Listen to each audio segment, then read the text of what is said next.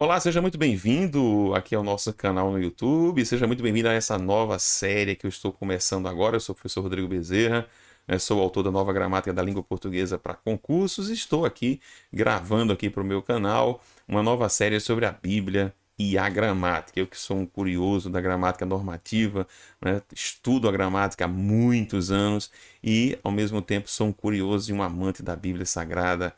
Eu leio muito, leio diariamente, domingo a domingo. Sou um amante das ideias de Jesus Cristo. Não tenho intenção aqui com essa série de fazer pregação nenhuma, defender religião A, B ou C nenhuma, mas eu tenho a ideia aqui de expor aquilo que eu leio diariamente na Bíblia, Sei que muita gente lê, e se você for um curioso, como eu sou, das construções da Bíblia, analisadas de acordo com a gramática normativa da língua portuguesa, eu convido você a seguir aqui a nossa página, acompanhar semanalmente as nossas postagens da análise aqui da Bíblia Sagrada. Vou tentar trazer sempre uma curiosidade, sempre uma análise relativa a aspectos sintáticos, semânticos, morfológicos da construção do texto bíblico e, quem sabe, uma lição de vida que a gente pode extrair buscando aí os conteúdos gramaticais. Portanto, eu convido você a participar conosco agora, tá bom? Desse momento especial. Acompanhe aqui até o final, nesses tempos em que a gente, as pessoas querem dicas muito rápidas. Eu vou avisar você, meu vídeo talvez não seja tão rápido, como eu sempre digo no início das minhas aulas, olha aí logo o tamanho do vídeo para você não se frustrar, nem ficar aí preocupado, nem preocupada. Portanto, se você é daqueles que gostam de dicas de 30 segundos, talvez esse aqui não seja seu perfil, talvez esse aqui não seja o seu habitat natural. Portanto, para você não ficar chateado nem triste comigo, olhe logo o tamanho aqui do nosso vídeo aqui, porque eu vou falar com o coração e com o conhecimento que eu tenho da gramática normativa brasileira. Como você viu aí, a gente vai começar aqui a nossa análise em cima de um texto que está no primeiro capítulo do livro de Mateus, os versículos 1 e 2. O texto bíblico ele diz o seguinte, Livro da genealogia de Jesus Cristo, filho de Davi, filho de Abraão. Abraão gerou a Isaac, Isaac a Jacó, Jacó a Judá e a seus irmãos. Eu vou me deter aqui no versículo 2, tá? Tem uma coisa bem interessante aqui. Primeiramente, observe que se trata de um período, é um período composto. Eu tenho mais de uma oração, e eu vou mostrar a você essa construção bem interessante. Para deixar claro, eu estou usando aqui nessa análise, eu estou usando a Bíblia Shed, tá? Traduzida em português por João Ferreira de Almeida, a segunda edição revista e atualizada no Brasil, ok? Então eu tenho aqui um período composto e vamos olhar aqui dentro do versículo 2 um fato muito interessante. Primeira oração diz: Abraão gerou a Isaac. Você não precisa de grandes conhecimentos para observar que Abraão aqui é o sujeito da estrutura oracional, praticando a ação verbal. Um curioso, e eu queria que você observasse com cuidado, é justamente esse verbo aqui, que é o verbo gerar. Preste muito bem atenção. Se você entrar em ou buscar qualquer dicionário de regência, Celso Pedro Luft, João Ferreira de Almeida, se você pegar o Ouai, se você pegar o Aurélio, o Caldas Aulete, o Michaelis, enfim, se você pegar os diversos dicionários da língua portuguesa, você vai observar que este verbo, que é o verbo gerar, ele é chamado nos dicionários de verbo transitivo direto. Primeiramente, o que é que significa dizer isso? Quando eu estou trabalhando com regência, a preocupação da regência é observar as diversas relações estabelecidas pelos termos numa dada oração. Uma curiosidade, existe até um autor antigo de gramática que diz que todo o capítulo de sintaxe, ou a divisão da gramática normativa, cujo nome é sintaxe da língua portuguesa, deveria receber o nome de sintaxe de regência. Hoje a gente estuda regência, vamos lá em sentido mais estrito, nós estudamos para as relações dos verbos com a necessidade ou não de complementos, ou aos nomes, como os substantivos, alguns adjetivos e advérbios, em relação à necessidade ou não de exigirem complementação. Então, quando a gente estuda isso, nós estamos estudando regência em sentido estrito. tá? Quando eu estudo em relação ao verbo, eu vou chamar isso de regência verbal. Na hora que eu olho para o verbo, eu posso observar o verbo de acordo com a necessidade ou não de um complemento. Eu vou dizer que ele transita, ou seja, que ele passa adiante se ele necessitar de complemento, ou que ele não transita, que ele é um intransitivo, né? E aí tem muita coisa para discutir quando ele tem a necessidade, quando ele não tem a necessidade de complementação. Curiosidade: os chamados transitivos diretos são aqueles que apresentam a necessidade de uma complementação com uma curiosidade, sem o auxílio de uma preposição obrigatória necessária. Lembrando que a preposição na língua portuguesa ela tem uma função muito importante de ligação, de amarração dos termos, né? Agora veja que curioso, vamos voltar lá ao nosso slide. Veja, observe, eu estou diante aqui de um VTD, verbo transitivo direto.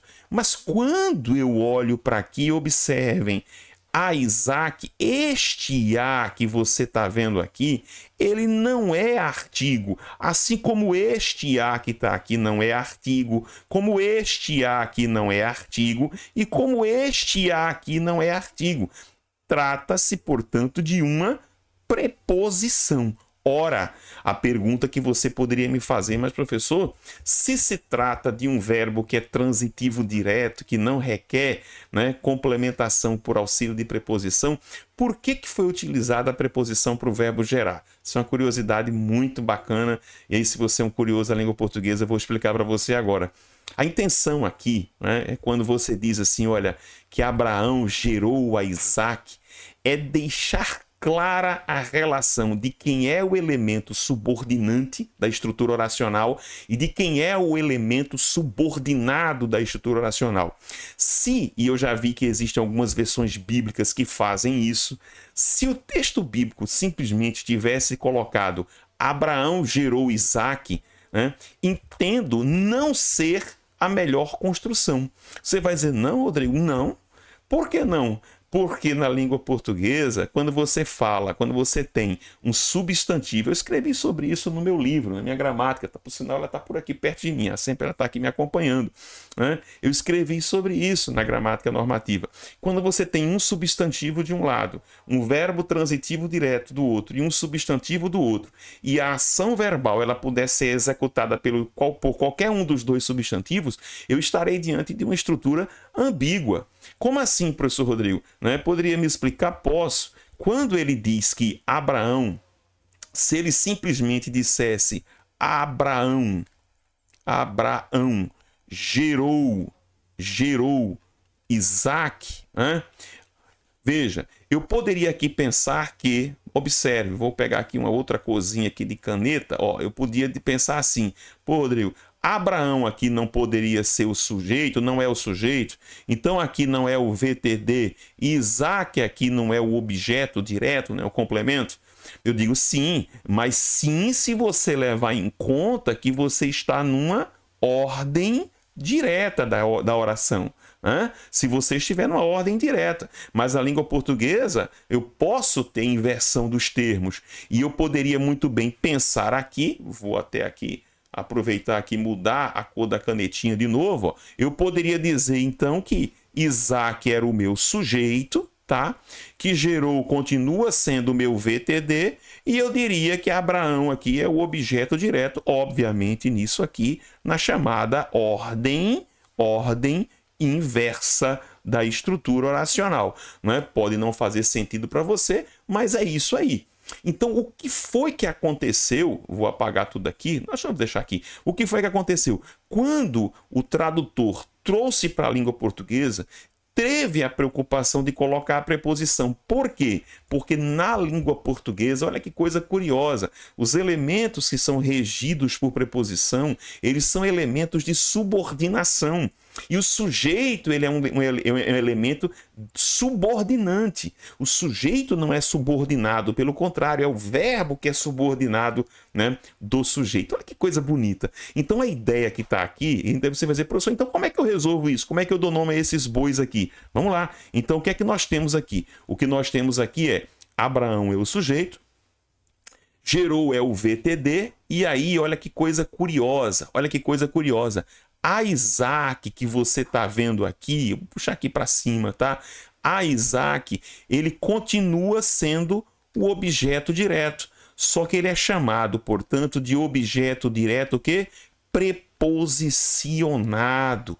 E qual é o objetivo de eu preposicionar o objeto direto? É o desfazimento de uma possível ambiguidade, para indicar que o elemento de sentido passivo, uma vez que o objeto direto na língua portuguesa ele apresenta sentido passivo, eu não estou falando que a voz é passiva, a voz aqui é ativa, né? Mas o objeto direto ele tem sentido passivo. Portanto, o elemento passivo que foi gerado aí, né, foi Isaac e não Abraão. Abraão é o elemento ativo, Isaac é o elemento passivo. Olha que coisa curiosa. Então essa é a primeira curiosidade que nós temos a respeito aqui desse período aqui do versículo 2 de Mateus. Vou apagar tudo que está aqui, não é? Vamos apagar tudo e vamos para a segunda curiosidade. A segunda curiosidade ela está exatamente na segunda oração. Aí você poderia dizer, mas professor, para ter oração eu não tenho que ter verbo? Claro, o verbo está aqui, ó. Ele está aqui, né, na primeira oração, mas ele está aqui também. E olha que coisa curiosa e coisa bonita. É que ele diz, Abraão gerou a Isaac, ponto e vírgula, Isaac, vírgula, a Jacó. E o que é que nós temos aqui? Nós temos exatamente o emprego da vírgula para marcar o quê? Para marcar a ocultação do verbo gerar. Professor Rodrigo, isso tem nome, isso é uma figura de linguagem, preste atenção, chamada de zeugma. Olha que coisa bonita, é uma figura situada entre as chamadas figuras de construção da língua, né? Que tem o objetivo de enxugar, de tornar o período coeso, é um período e tornar o período elegante, né? Então, quando a vírgula foi utilizada, as pessoas falam, mas a vírgula não é só para separar, não é só para isolar, não. A vírgula, neste caso aí, foi marcada para indicar zeugma, que é uma espécie de elipse. Prestem bem atenção, você não estaria totalmente errado se você dissesse assim, olha, é um tipo de elipse, ponto. Não precisava saber que era zeugma, né? Mas tem esse nome de zeugma. E olha que coisa curiosa, né? Veja, eu tenho, além da elipse verbal, a pontuação, o emprego da vírgula, como sendo indicativo da marcação de zeugma. Olha aqui só, duas curiosidades. E olha que coisa curiosa. E aí, vejam que interessante, é que o próprio autor manteve a estrutura da preposição. A manutenção da preposição aqui indica a construção de um paralelismo muito bonito para se evitar qualquer possibilidade de ambiguidade. Então, Abraão gerou a Isaac. Isaac o quê? Isaac, Isaac gerou a Jacó. E Jacó gerou a Judá e a seus irmãos. Eu tenho aqui na última oração, eu tenho dois objetos diretos preposicionados. Então vejam aqui a curiosidade gramatical contida, que você pode muito bem aplicar e entender, estudar até para a prova, né, com os textos da nossa Bíblia Sagrada. E a preocupação do autor aí foi dizer, olha, essas pessoas que estão à frente, elas foram geradas. Inclusive, ele vai dizer à frente, né, que Jesus também foi gerado à semelhança de homem, né? E aí é aquela história de o único que é o gerador, digamos assim, primário, é Deus, né? Você é criatura, tanto eu quanto você, nós fomos gerados, nós somos criaturas. Só existe um Criador que é Deus. Então, seja muito bem-vindo. Espero que você tenha curtido esse momento aqui sobre essa curiosidade do texto bíblico, né? E eu convido você sempre a estudar.